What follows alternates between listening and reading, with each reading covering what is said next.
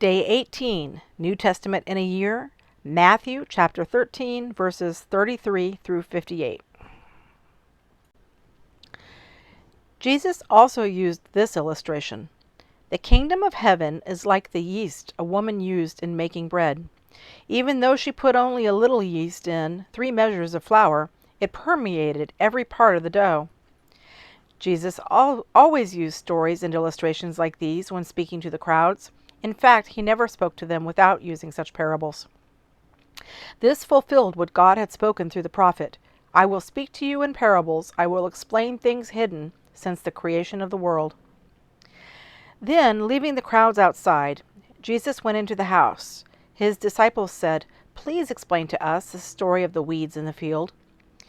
Jesus replied, "The Son of Man is the farmer who plants the good seed. The field is the world, and the good seed represents the people of the kingdom. The weeds are the people who belong to the evil one. The enemy who planted the weeds among the wheat is the devil. The harvest is the end of the world, and the harvesters are the angels. Just as the weeds are sorted out and burned in the fire, so it will be at the end of the world. The Son of Man will send his angels, and they will remove from his kingdom everything that causes sin and all who do evil. And the angels will throw them into the fiery furnace, where there will be weeping and gnashing of teeth. Then the righteous will shine like the sun in their Father's kingdom. Anyone with ears to hear should listen and understand.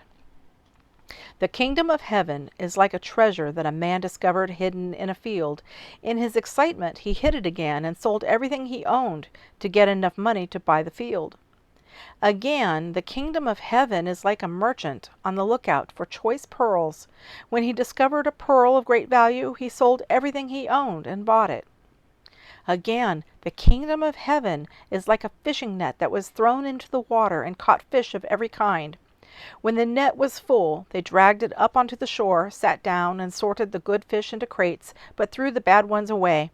That is the way it will be at the end of the world.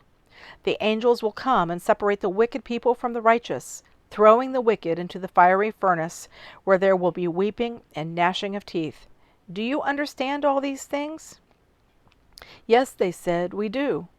Then he added, every teacher of religious law who becomes a disciple in the kingdom of heaven is like a homeowner who brings from his storeroom new gems of truth as well as old.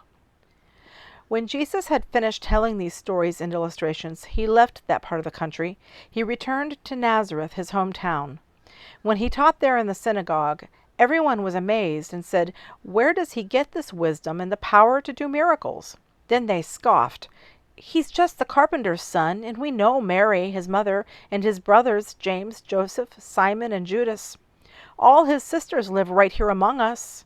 Where did he learn all these things?" And they were deeply offended and refused to believe in him. Then Jesus told them, "A prophet is honored everywhere except in his own hometown and among his own family." And so he did only a few miracles there because of their unbelief.